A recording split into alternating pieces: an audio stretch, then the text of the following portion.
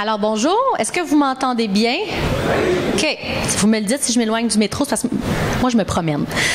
Alors, bienvenue. Aujourd'hui, comme Madame disait ici, on va parler de la récolte de nos semences, de la conservation, mais aussi des variétés rares et anciennes. Si vous avez des questions vraiment importantes, vous pouvez m'arrêter, mais sinon, on aime mieux attendre à la fin pour une période de questions.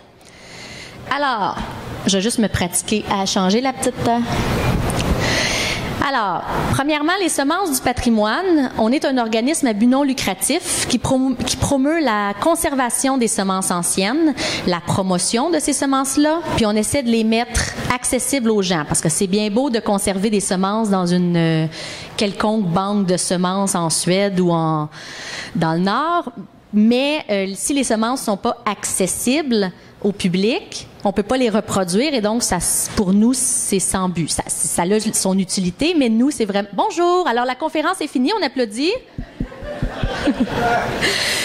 Alors, faut pas, je me prends pas au sérieux. La biodiversité et la sécurité alimentaire. On essaie de promouvoir la sécurité alimentaire, donc ça veut dire que de produire nos légumes chez nous, localement. Il y a pas plus local que sur son balcon. Protection des insectes pollinisateurs. Je vous apprends rien, ça prend une petite abeille pour faire des graines, dans la plupart des cas. Okay? Donc, les pollinisateurs indigènes, les pollinisateurs de chez nous, on en a des tonnes. On n'a pas juste l'abeille mellifère. Comment les garder, pas les entretenir, mais les protéger pour qu'ils puissent nous rendre service et faire des semences.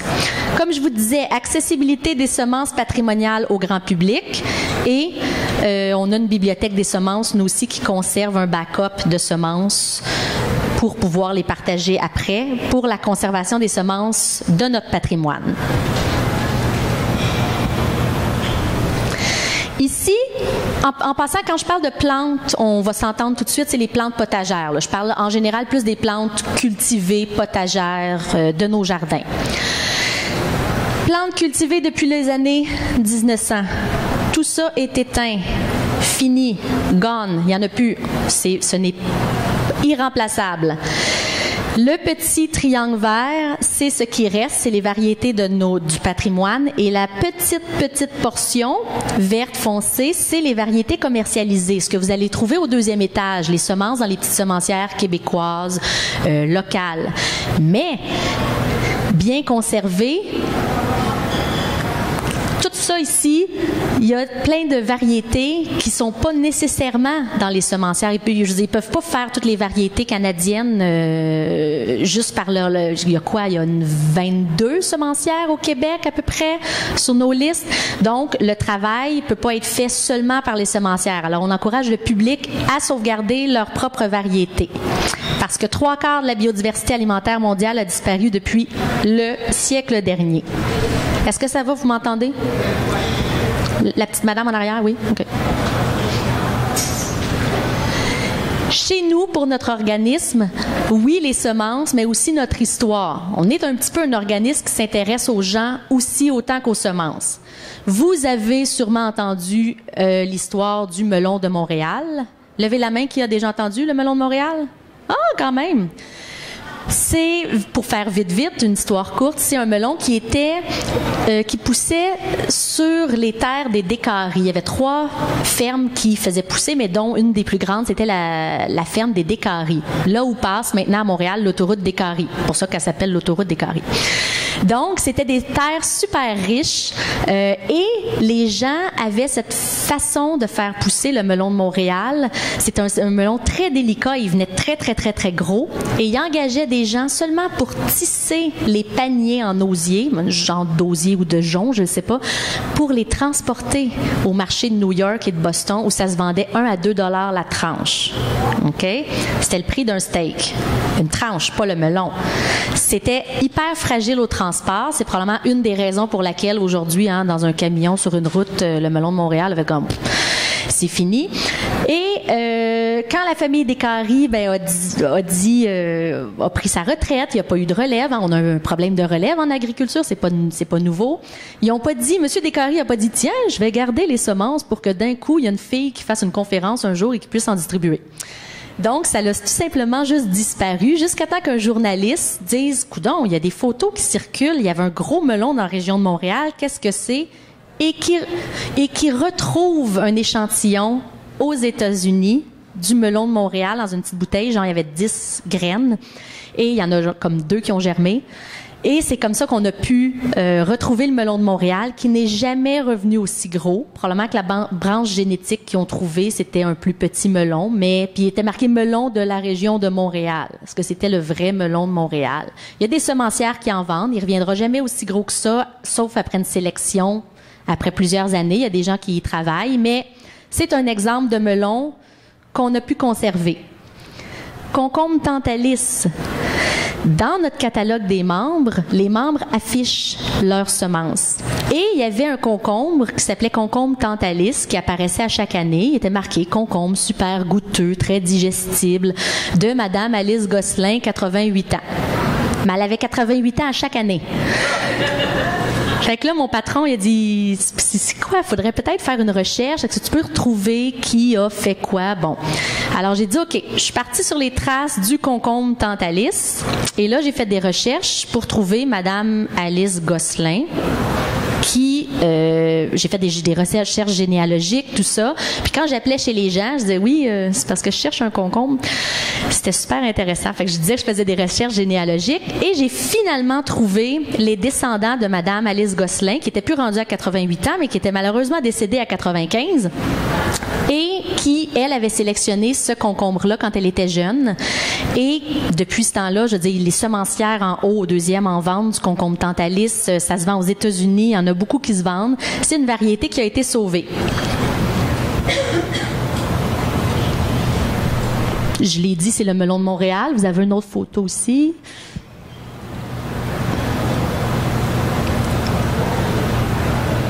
Moi, je travaille dans les graines, hein, pas dans les ordinateurs. Ah! Oui, j'aimerais ça. Ça serait gentil, finalement. Merci. Alors, c'est Tante Alice. C'est Madame Alice qui s'appelait même pas Alice Gosselin, elle s'appelait Alice Laflamme. Fait que elle s'est mariée Gosselin. Alors, aujourd'hui, on lui rend hommage et on a dans notre catalogue aussi le concombre de Alice Gosselin. Tu peux changer. Donc, on est rendu à la partie qui vous intéresse. Vous aussi, vous pouvez participer.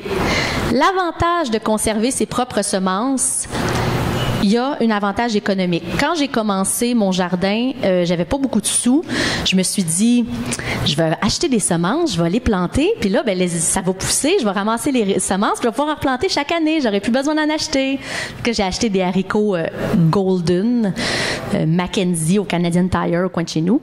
Et j'ai planté mes haricots Golden, qui ont super bien poussé, super bien donné.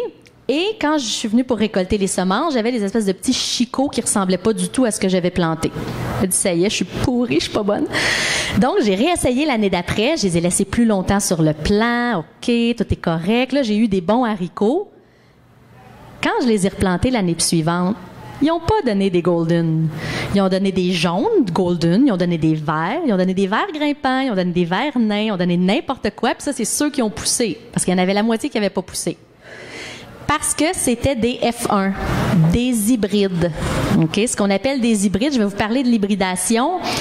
Je vais juste finir ma slide, mais faites-moi penser de revenir. Donc, les semences que vous plantez dans votre jardin vont être adaptées à votre climat, à vos bébites. OK? Ils vont s'habituer, comme nous, on s'habitue à vivre à Québec plus qu'à Montréal, ou à Montréal plus qu'à Québec. Donc, ça fait que votre plante, au lieu d'être à réacheter année après année dans des semences qui sont faites peut-être aux États-Unis ou en Europe, vont être faites dans votre jardin. Pourquoi pas sauvegarder des semences rares? Vous pouvez, tant qu'à faire, tant qu'à acheter des semences, achetez-en en voie de disparition. Ça va participer à la sauvegarde de notre patrimoine. Vous avez accès à plusieurs variétés et vous pouvez en ramasser beaucoup et venir les échanger à la Fête des semences de Québec l'année suivante. Si vous ne le savez pas, il y a un local d'échange de semences. Donc, règle de base à respecter. Utiliser une variété à pollinisation libre. Là, il y a des gens qui viennent me dire, avez-vous des semences bio? OK? Oui. Le biologique et le F1, c'est deux choses. OK? C'est différent. Biologique, c'est sans pesticides, sans engrais chimiques, c'est plus naturel. F1, ça veut dire pollinisation libre. C'est l'abeille qui a fait la job. Ça ne veut pas dire que la personne n'a pas mis nécessairement d'engrais chimiques ou rien.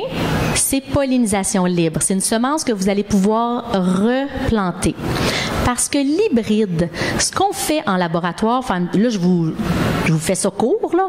J'ai quand même un petit temps à respecter. C'est qu'on prend, par exemple, 2 variétés différentes. Un plant de haricots, un papa haricot rouge, puis une maman haricot bleu. Je dis n'importe quoi. On les fait se reproduire. Okay, le haricot bleu se reproduit avec le haricot bleu année après année, plusieurs fois pour l'affaiblir. Tu sais, les rois là, de France, là, tu sais qu'il y avait de la consanguinité parce qu'ils faisaient ça en lignée directe. Bon. Donc, on affaiblit le plant en le faisant se reproduire avec lui-même. Donc, il devient une complète tare génétique, qui est vraiment affaibli. On prend l'autre plant, on y fait faire la même chose, puis il devient vraiment affaibli, vraiment taré génétiquement. Et là, on les mélange. Puis là, la plante, elle fait comme « Wow, je suis au bout de ma vie, je suis vraiment tarée et il me reste une chance de me reproduire. » Elle se reproduit et elle te fait un gros boom. Et c'est pour ça que les plantes de vos jardins, quand vous les plantez, le haricot golden, okay, va donner full de semences parce que là, la plante, elle fait « Ah, c'est ma dernière chance de me reproduire. » Je vulgarise, hein? Elle dit pas vraiment ça. Si jamais vos plantes vous parlent, c'est pas ici que vous devez avoir une conférence, OK? Il y a des pilules.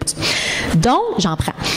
Donc, cette plante-là va vraiment être, on appelle ça une F1, mais c'est vraiment comparable à une Formule 1. Go, vite. Mais pas nécessairement sur la longueur.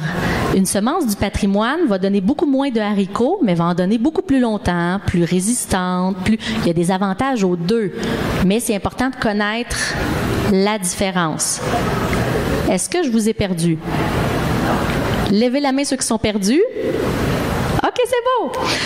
Donc, c'est important, c'est la raison pourquoi il faut prendre des pollinisations libres pour pouvoir les reproduire. Les semencières ici vendent tous à pollinisation libre. Est-ce que c'est bio ou pas bio?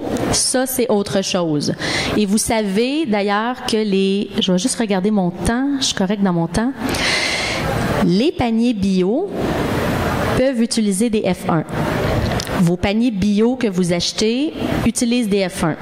Quand j'étais qui n'est pas nécessairement mauvais, là, je suis pas en train de caler les F1, un petit peu, là, mais c'est ma job. J'étais en Gaspésie à un moment donné, puis j'étais à une conférence, puis il y avait un agriculteur bio à côté de moi, puis je dis, tu vends des carottes, sont super belles, c'est quelle variété? Parce que moi, c'est la première chose que je demande. Vous demanderez à vos paniers bio ou à vos fermiers de famille. C'est quoi les variétés? Il dit, c'est de la Bornéo.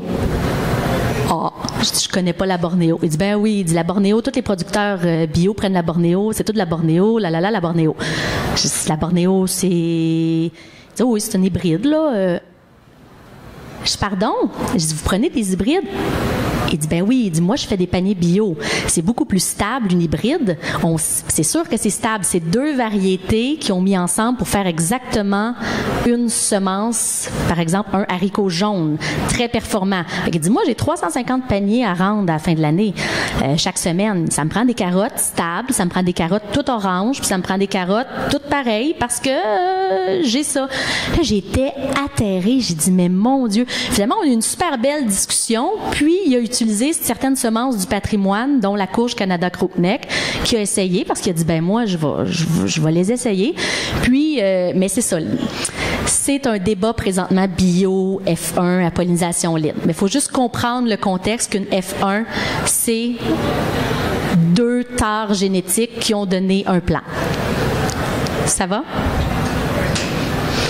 Donc, pour vous, choisir des variétés en voie d'extinction, tant qu'à faire, respecter des distances recommandées, je vais vous parler des distances, ne pas conserver les graines de plantes malades. Dans une autre conférence, il y a un gars qui lève sa main, il dit « Moi, là, mon père avait des super bonnes tomates, puis il m'en a donné, puis j'en ai fait sur mon balcon. Puis là, je plantais mes tomates, puis année après année, ma tomate est devenue de plus en plus amère, de plus en plus toute croche, puis à la fin, elle donnait juste des petites tomates. » Là, je dis, ben, c'est quoi que tu as comme sol? Qu'est-ce que tu fais? L'arroses-tu? Nanana. pour me rendre compte que le gars, à chaque année, vu qu'il n'y avait pas beaucoup d'espace, il mangeait toutes ses belles tomates, puis il gardait toutes les moins belles pour les conserver. Fait qu'il faisait de la sélection inverse, lui. Il sélectionnait les tomates pas belles. Fait qu'à un moment donné, son plan est devenu pas beau. Fait qu'on prend pas les plantes malades. On conserve les informations, le nom latin si on le connaît, de où ça vient, ça l'aide à répertorier l'histoire de la graine. Et séchage et entreposage adéquat. Distance à respecter et longévité. Une graine, ça a une date d'expiration. Mais c'est pas à la date d'expiration comme un yogourt que c'est plus bon, chlouk. C'est que la longévité de la graine diminue. Peut-être qu'il y en a qui ont acheté en haut, il y a certaines semencières, sur vos petits paquets de semences, il est marqué taux de germination 80%. Le taux de germination, ça veut dire que sur 100 graines, il y en a 80% qui vont germer. OK? La première année, habituellement, c'est presque 100% des graines. La deuxième année, il y a des graines qui vieillissent mal, on en perd un peu. La troisième année, la quatrième année, et ainsi de suite, et le taux de germination descend. Une tomate, je pense, c'est de 4 à 10 ans. On l'a-tu, la tomate, ici? 4 à 10 ans, la conservation. Ça ne veut pas dire que à 10 ans, vous n'aurez plus de semences qui vont pousser, mais sur 100, vous en avez peut-être 5 qui vont germer. C'est bon? Distance. Les plantes se croisent. Okay? C'est dans la nature, ça fait de la biodiversité, c'est correct. Mais si vous voulez avoir, par exemple, toujours votre haricot vert et toujours avoir le même haricot vert, eh bien, il va falloir respecter certaines distances d'isolement. Ça veut dire que si vous avez un haricot beurre de Rocancourt, un haricot Black Valentine, collez-les pas.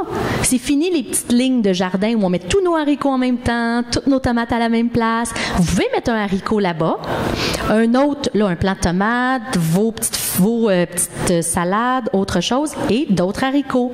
Ça vous fait une distance pour que les pollinisateurs puissent pas trop jouer là-dedans puis mélanger. Et si vous avez quelques mélanges, ça fait pas grand-chose non plus. Si vous vendez vos semences, là, c'est autre chose. Tournesol, 5 kilomètres. OK?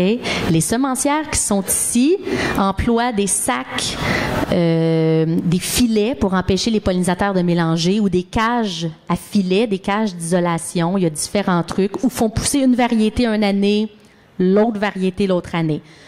On s'entend-tu que un persil, 2 kilomètres.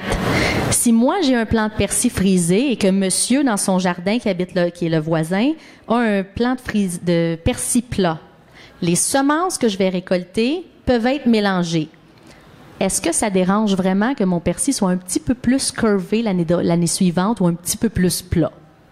T'sais. Mais si on veut garder une variété pareille, il faut juste avoir en tête qu'il y a des petites bébites qui peuvent se promener et qui peuvent polliniser et mélanger les affaires. Ça va? Entreposage des semences. Moi, ce que je fais, maintenant, je suis une semencière, je le fais à plus grande échelle, je commence à plus grande échelle, mais quand je le faisais maison, je récoltais mes semences par une journée chaude, pas par une journée humide. Je les mettais sur une assiette et je les laissais, ça l'a fait beaucoup de chicanes de coupe d'ailleurs, parce que je laissais mes assiettes partout pour les faire sécher pendant une semaine ou deux, jusqu'à temps que l'humidité soit partie. Pas de déshydrateur, pas de four, à l'air libre. C'est sûr que s'il y a 85% d'humidité puis vous vivez dans un sous-sol, empruntez les comptoirs de vos grands-parents. Mais vous laissez les semences sécher un peu et ensuite, vous pouvez les mettre dans des pots maçons, par exemple. Puis vous savez, tu sais, les boîtes de souliers qu'on achète au magasin, il y a des petits sachets de silice dedans. Vous mettez ça dedans. Puis ça absorbe l'humidité, ça l'empêche vos semences de pourrir. Et, important, on va y revenir à l'autre... oui, non, attends, OK, j'ai une idée, mais on va revenir après. Je m'excuse, j'ai perdu mon idée. Ça m'arrive comme ça. Oui, c'est ça. C'est que si vous prenez vos semences, et qu'il reste beaucoup de pétales. Par exemple, une semence d'œillet d'Inde, là, ça a plein de pétales, puis vous les séparez pas. Les champignons, l'humidité, puis tout ça peuvent rester dans le détritus, dans le déchet. Donc, ça va affecter vos semences. On essaie souvent on appelle ça laver nos semences, comme on les lave pas avec l'eau et du savon, mais d'enlever les déchets de la semence pour garder juste la semence. OK? Gardez ça en tête, je vais vous expliquer tout à l'heure. Donc, entreposage comme ça.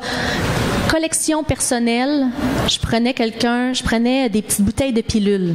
Okay, j'avais un grand-père ben malade, fait que je récoltais toutes les bouteilles de pilules.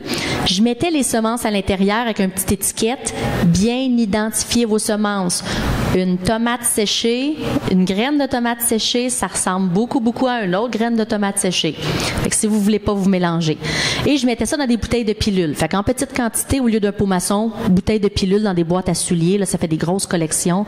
Quand la visite vient, vous montrez ça, ça fait super hot. Donc, attention aux insectes. Ça, c'est ce qui m'est arrivé une fois dans mes débuts de semencière. J'avais pris des haricots, je les avais récoltés et je les ai serrés tout l'hiver. Et en février-mars, quand je les ai rouverts, j'avais ça. Fini, capote, il n'y a plus une graine de bonne. C'est la bruche.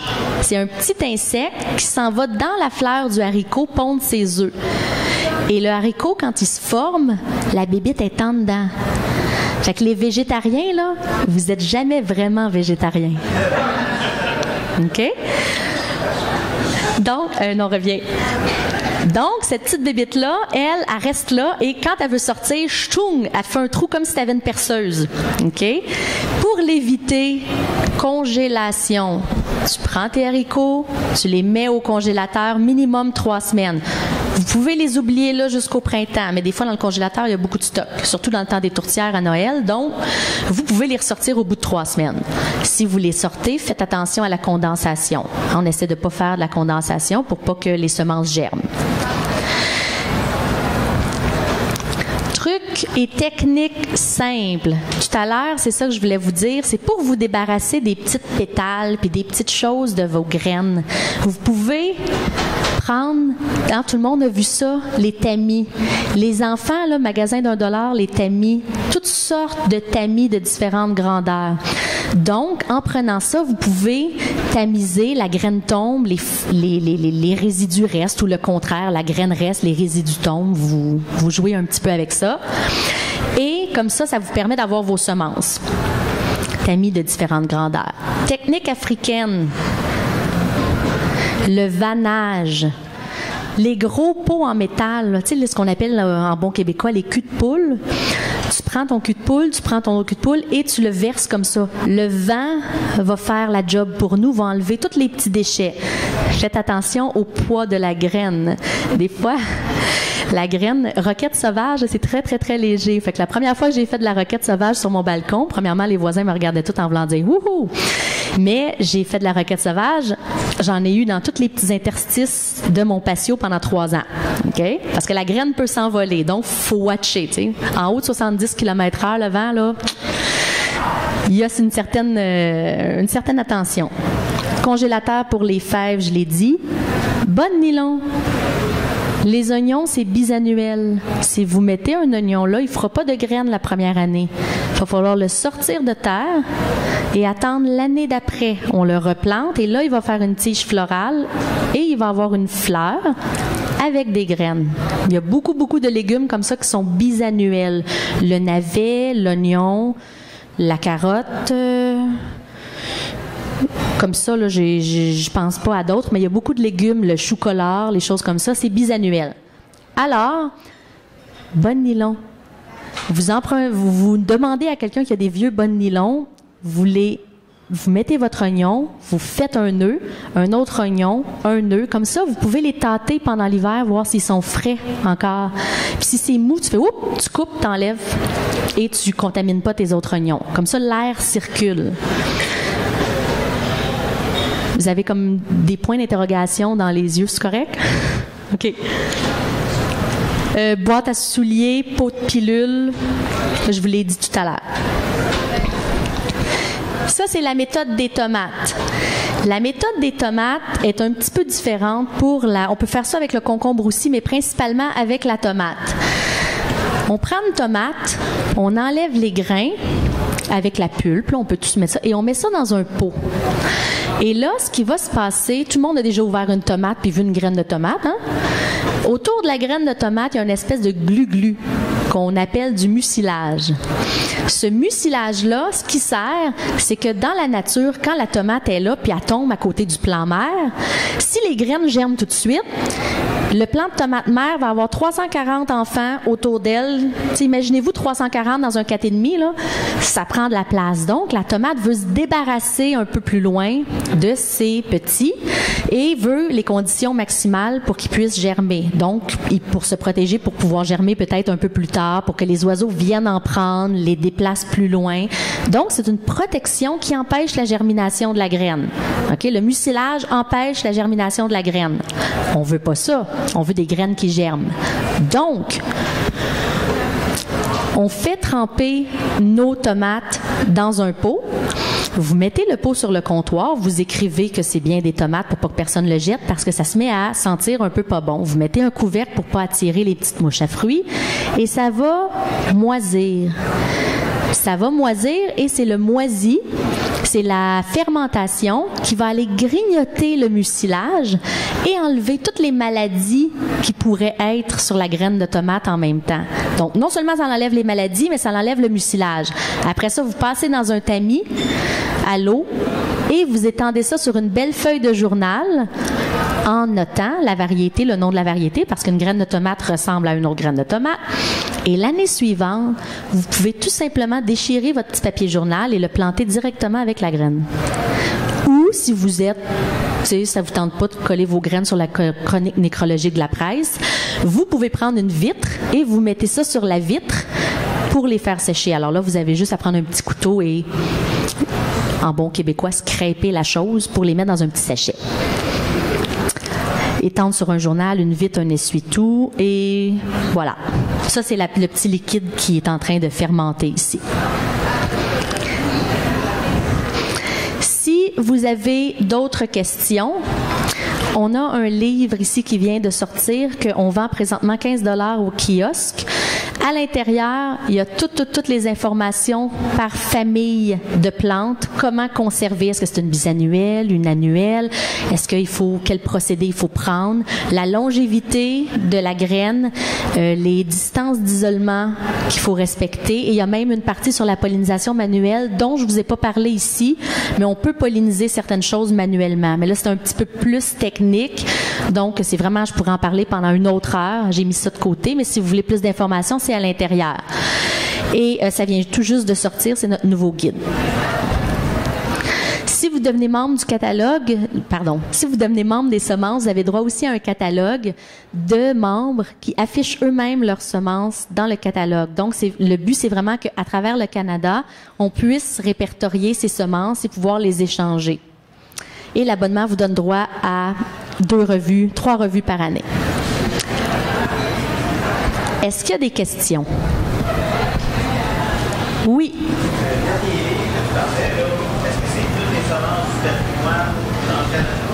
Le dernier livre qu'on parlait, le catalogue ou le livre?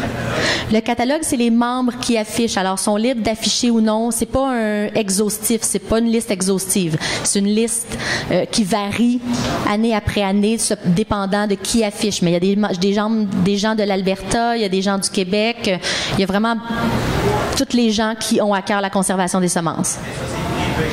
Ça, c'est privé. Non, c'est-à-dire il y a des semenciers qui affichent. Il y a des semenciers aussi qui affichent à l'intérieur pour pouvoir partager les semences. Oui. Est-ce que c'est en français ou en anglais? Majoritairement en anglais, parce que comme c'est les membres qui affichent, ils utilisent leur langue maternelle. Et comme on est minoritaire au Canada, il y a une minorité d'affiches en anglais, en français. D'autres questions? Oui, madame. L'isolement des semences, c'est vraiment pour pas qu'il y ait des mélanges. Par exemple, si j'ai une variété de tomates roses, puis j'ai une variété de tomates rouges, j'aimerais ça que quand je prenne les graines de ma tomate rouge, elles restent rouges l'année d'après, puis qu'elles soient pas mélangées avec la rose.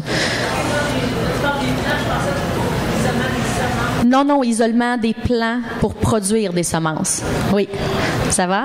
Autre question? Oui, madame? Comment est-ce qu'on fait pour reconnaître un F1? Bonne question. Quand vous achetez, si vous achetez dans les grandes surfaces, et sine qua non, c'est comme ça, mais il est écrit aussi, souvent, sur le sachet F1 ou H1. Hybride ou F, je ne sais pas ça vient de où, là, mais c'est écrit F1.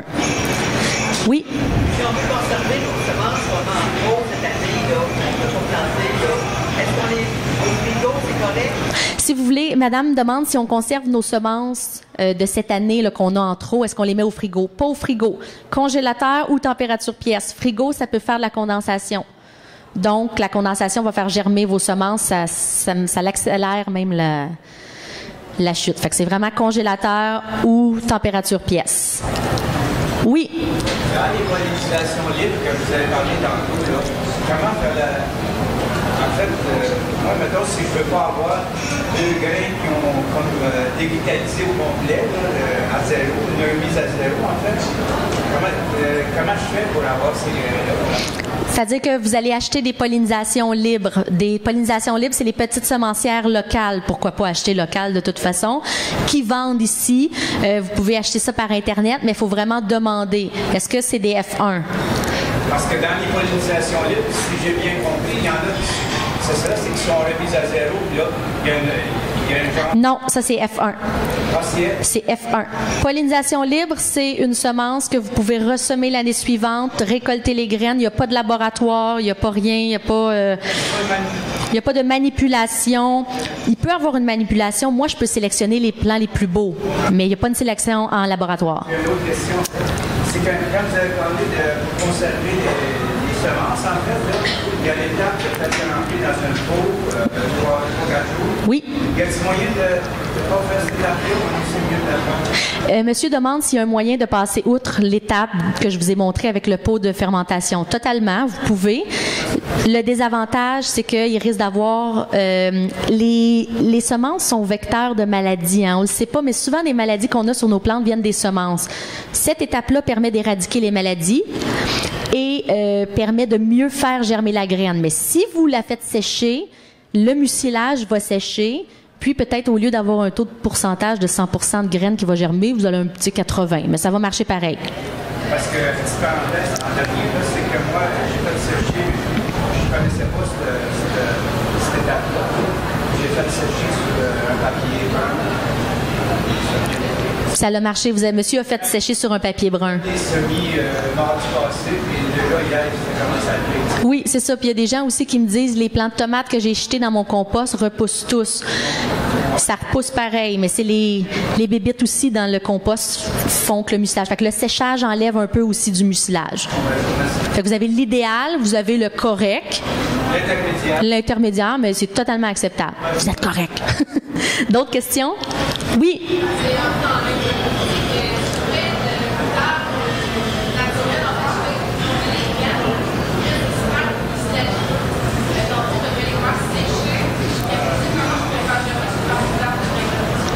Vous avez dit moutarde, hein? Oui, je suis l'année passée, c'était un mois dans près de mon bout. Mais j'avais fait tomber mes graines, puis après ça, je trouvais que ça pouvait un peu. Mais j'ai un peu mis là-dedans, c'était bien. Mais là, je peux pas, je peux comme ça faire germer, comment que ça peut germer. Il y a quelques germes, ça, c'était pas pogné en fin. C'est-à-dire que ça, c'est un autre mucilage. Parce que quand tu cueilles la graine du plant de moutarde, elle n'est pas mucilagineuse, elle est sèche. C'est quand tu la fais tremper, il y a certaines... tu sais, quand vous faites des pousses dans des pots maçons, là, ou dans des... Tu sais, pour manger les pousses, il y a comme le fenugrec, ça fait vraiment une espèce de glu autour. Ça, je m'y connais moins, puis je peux pas... parce que je suis pas habituée de faire germer ça dans l'eau. Moi, je les fais germer directement dans la terre. Mais toi, tu voulais les faire germer pour les manger. C'est ça, il y a pas moyen de se débarrasser de ce mucilage-là. Il faut vraiment que tu rinces et que tu rinces et que tu rinces. Mais je m'y connais pas plus que ça. Merci. Oui?